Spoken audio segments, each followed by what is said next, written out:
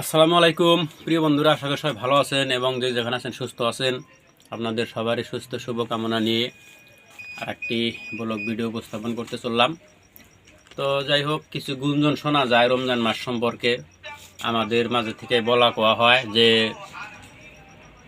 তারাবির নামাজ, যেটা আর কি রোজার রমজান সারাদিন সিয়াম পালন করে রাত্রে যে তারাবি পড়া হয়, সেই জিনিসটা নিয়ে একটু গুঞ্জন শোনা যায়। তার বিষয়ে অল্প কিছু বন্ধু বান্ধব বা আলেমদের সাথে আলোচনা করলাম যে অনেকে যে বলে তারাবির নামাজ না পড়লে রোজা হয় না, এটা সম্পূর্ণরূপে ভুল। আমি কিছু আলেমদের সাথে আলোচনা করছি, এটা আমার বন্ধু বান্ধবদের শেয়ার করলাম। এটা একটা মৌলিক বিষয়, একটা দিনই ধর্মের বিষয়। মানুষ ধর্ম পালন করে আত্মাকে শান্তি দেওয়ার জন্যে, এবং কি এখান থেকে অনেক জিনিস শিক্ষার বিষয় আছে। যেমন ধর রমজান মাসটাই যখন যে রোজা থাকবে, তখন সে মানুষের পরনিন্দা, পরচর্চা, মানুষের সাথে গালিগালাজ বা ক্রোধকে দমন করা অনেক বিষয় শিক্ষা পায়। তো সেই হিসাবে এখানে একটা গুরুত্বপূর্ণ জিনিস হলো তারাবির সালাত, মানে রোজার শেষে যেটা ঈশার নামাজ পড়ে আমরা তারাবির সালাত আদায় করি।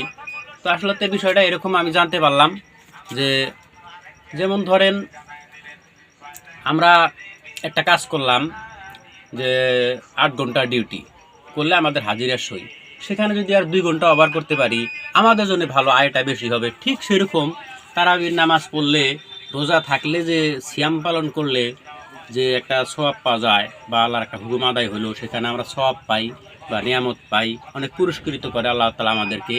সেই রকম তার সাথে যদি আমরা তারাবিটা পড়তে পারি, আরও বেশি নিয়ামত প্রাপ্ত হবো, আরও বেশি সওয়াব পাবো, বেশি পুরস্কার পাবো। এরকম একটা পরামর্শ বা বুঝ আজকে আমি পেলাম। তো অনেকে যে একটা ভুল ভ্রান্ত ধারণা ছড়ায় যে তারাবির নামাজ না পড়লে তার রোজাই হয় না, এটা সম্পূর্ণ মিথ্যা কথা। তো যারা সিয়াম পালন করবেন, রোজা পালন করবেন, তারা ইনশাআল্লাহ চেষ্টা করবেন তারাবিটা পড়তে। যদি না পারেন সেটা ভিন্ন কথা, তবে পড়লে উপকার আছে, সওয়াব আছে অনেক, ভালো একটা কথা। কিন্তু না পারলে কোনো কারণবশত যদি না পারা যায়, তাহলে তার কিন্তু সিয়াম হয়ে যাবে, আল্লাহর হুকুমটা পালন হয়ে যাবে, রোজা হয়ে যাবে, এটা চিন্তার কোনো বিষয় নাই। তবে উত্তম হলো তারাবির নামাজ পালন করা, কারণ সেটা একটা সারাদিন যে সিয়াম পালন করলে শরীরটা দুর্বল হয়ে যায়, ইফতারে বিভিন্ন জিনিস খাদ্যর ফলে তারপর শরীরে একটা অলসতা আসে, নিশ্চিত সেটা একটা উপকারের বিষয়। হ্যাঁ, তারাবির নামাজ বিভিন্ন জন বিভিন্ন রাকাতে পড়ে, কেউ 11 রাকাতে 8 রাকাত পড়ে, তার সাথে হয়তো বেজর 3 রাকাত বেতর থাকে, 11 রাকাত হয়। তো আমরা তো ইনশাল্লাহ সাধারণত 20 রাকাত করি, বা কোনো ক্ষেত্রে কোনো বছরের সময় বা যেহেতু কাজ করি ডিউটি কিংবা দৌড়াদৌড়ি থাকাতে অনেক সময় মিনিমাম ধরেন 11 রাকাতটা হয় আর কি, বা 8 রাকাতটা হয়। তো ইনশাল্লাহ যার যার মাসাল যেটা অনুসরণ করেন, তো আমল করার চেষ্টা করবেন। তো ততক্ষণ বলে সবাই ভালো থাকেন। শুভরাত্রি, আল্লাহ হাফেজ।